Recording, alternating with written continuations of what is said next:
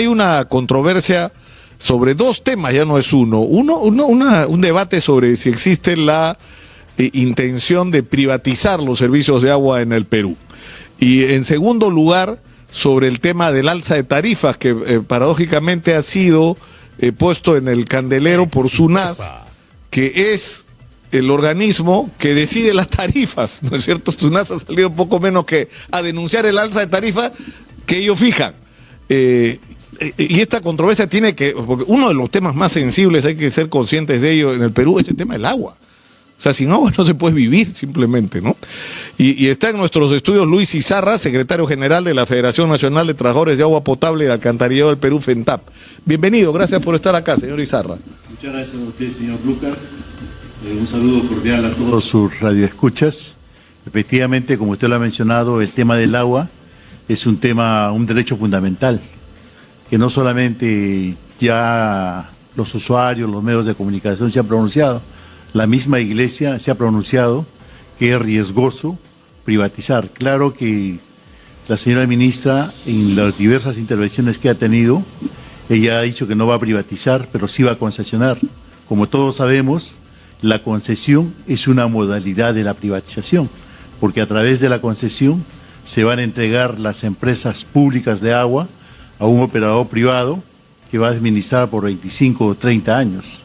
Y para hacer un ejemplo, hace algunos años atrás, el puerto del Callao se decía que no se iba a privatizar, que se iba a concesionar por 30 años. Ha estado concesionado y el Congreso de la República hace poco acaba de ampliar esa concesión por 30 años más, es decir, van 60 años. Entonces, pero el agua es un tema muy sensible, como usted también lo ha señalado hace un momento. Podemos prescindir de la energía eléctrica, del teléfono, pero no podemos prescindir del agua. Ahora, la ministra ha dicho acá que en realidad ellos no tienen la pretensión, el gobierno no tiene la pretensión de privatizar el agua, que además el sistema de concesiones existe hace más de 20 años en el Perú. Es decir, que hay algunos aspectos de las actividades que tienen que ver, en el caso de Lima, por ejemplo, con Sedapal, que son tercerizadas. El 70% de las actividades están tercerizadas. Ahora, el tema es que esto va de la mano con una situación real. Hay una cantidad impresionante de las empresas que prestan estos servicios, las empresas públicas que prestan el servicio de agua y alcantarillado en el interior del país, que están quebradas, que son inviables, que no están dando el servicio que deberían dar, ¿no? ¿Cómo se resuelve ese problema, señor Izarra? Vea, con el decreto legislativo 1280 se crea el régimen de apoyo transitorio de RAS, se crea la OTAS. Y en estos momentos, 19 empresas están bajo el régimen de la OTAS, que dependen directamente del Ministerio de Vivienda. Entonces aquí la responsabilidad no son prácticamente de las empresas, son del Ministerio de Vivienda. Y la señora ministra lo que hace es decir que estas empresas son deficitarias. Ahora, no es tan cierto que todas las empresas de agua sean deficitarias. Las empresas durante muchos años, durante toda su existencia, han sobrevivido en base a sus propios recursos, no han recibido ningún recurso del Estado. Y ahora lo que se quiere hacer a través de la modificatoria del decreto legislativo 1280 es que los usuarios prácticamente paguen para cubrir la brecha que hay de gente que no tiene agua tanto en la ciudad como en el campo. Entonces, este problema ha sido muy manejado políticamente, ¿no? Anteriormente, las empresas de agua dependían de una sola empresa que se llamaba CENAPA, el Servicio Nacional de Agua Potable y Alcantarillado, que era el encargado de dar las normas, las políticas, los presupuestos. De ahí se entregan a los municipios. Y en la época del gobierno de Fujimori, incluso las empresas de agua fueron entregadas a los municipios distritales. De tal manera, por ejemplo, en la empresa de agua de Arequipa, de 8 accionistas que tenían pasan a ser 33 y nadie se ponía de acuerdo y pensaban los accionistas que ellos, en su condición de accionistas, podían colocar gente. Entonces se convirtió en un botín. Todo esto se ha venido corrigiendo por la presión de los usuarios, de los mismos trabajadores que hemos venido planteando diversas propuestas. Hoy en día muchas empresas son manejadas técnicamente, pero necesitan... Ahora, es verdad que hay un desfase el otro día estuvo con nosotros el gerente de Sedapal y nos dijo que comparativamente las tarifas que se pagan por el agua potable en el Perú son las más bajas de la región, ¿no? Pero por el otro lado hay un desfase, es decir, que con lo que se está pagando por el agua no se puede cubrir los costos ni las obligaciones financieras, y que eso en gran medida explica la crisis de estas 19 empresas de saneamiento y agua potable en el interior del país, y que hay que, digamos, sincerar esas tarifas, ¿no es cierto? Que inevitablemente va a tener que ocurrir un alza. El problema es cómo se maneja el que esa alza no sea significativa, o sea, no sea un golpe más allá de la sufrida economía, pero sobre todo que no perjudique a quienes su condición ya, o sea, no podrían pagar un sol al mes más por el agua, porque no pueden, ¿no? O sea, los sectores más vulnerables, ¿cómo protegerlos, no?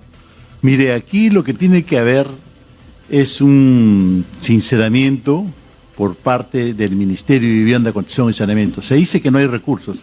Nosotros hicimos un estudio y, por ejemplo, entre el año 2011 al 2023 se dejaron de invertir, de utilizar recursos ya asignados al sector saneamiento, 43.597 millones de soles, que están distribuidos de la siguiente manera.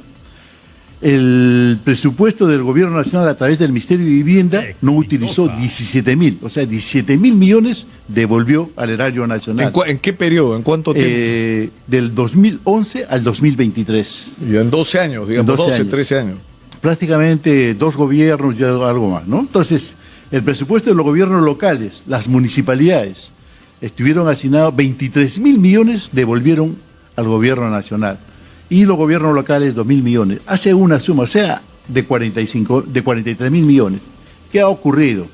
Lo que pasa es que hay una ineficiencia por parte de los funcionarios del Ministerio de Vivienda, que vienen rotando gobierno tras gobierno sobre pretexto de que son técnicos, de que son especialistas. Y ahora lo que se pretende es que para cubrir esas brechas es que los usuarios, a través de la tarifa... O sea, lo que ustedes dicen es no sería necesario ajustar la tarifa si hay una gestión más eficiente de los recursos existentes. Efectivamente. Y está ahí demostrado. Son 43.597 millones de soles que han dejado de invertirse. Entonces aquí tiene que haber un sinceramiento y dejar de manejar el tema del agua políticamente, porque los diferentes gobiernos han manejado y han utilizado a las empresas de agua como un botín político, ya sean los alcaldes o ya sea el Gobierno Nacional, en el caso de Sedapal, que es una empresa política. Es decir, política. Ustedes no están, por lo tanto, o sea, lo que hay que hacer es decir, privilegiar una gestión eficiente y profesional y por lo tanto la meritocracia, es decir, que incluso los nombramientos de los funcionarios a cargo no sean una decisión política, sino sean por concurso, y por mérito. Claro, nosotros lo que necesitamos son servicios públicos de calidad. Todo el mundo exige un servicio eficiente, que los recibos les lleguen adecuadamente y oportunamente y bien facturados. Pero para esto hay muchos funcionarios que pueden ser excelentes profesionales en diferentes carreras, pero que no conocen qué cosa es el sector saneamiento. Y de eso tenemos mucho en Sedapal y en todas las empresas de agua, ¿no? Entonces, nosotros lo que exigimos son personas capaces. Mire, ahora las empresas de agua que están bajo el régimen, que están en la OTAS, son funcionarios que desde acá, desde Lima, vía Zoom, están dirigiendo a las empresas de agua de diversas regiones del país. Es el caso de la empresa de agua potable de Piura, donde el Ministerio de Vivienda es responsable de la situación esta. Tenemos que terminar por hoy, señor Izarra. Usted puede dar fe, esto es un espacio abierto para discutir este tema porque es trascendente, es decir, el agua es un servicio, el agua para algunos es un negocio, pero el agua sobre todo para los ciudadanos es un derecho humano y por lo tanto hay que manejarse con mucha responsabilidad con respecto a este tema. Vamos a seguir en contacto, señor Izarra. Sí, yo solamente quisiera terminar, señor Lucas, si me permite. Nosotros hemos venido solicitando diálogo con la señora ministra. En todo el tiempo de su gestión nunca nos ha atendido. Ante esta situación y ante la gravedad de los acontecimientos, es que estamos convocando a un paro nacional para el próximo 19 de julio, juntamente con un conjunto de organizaciones, a fin de que se derogue el decreto legislativo 1620.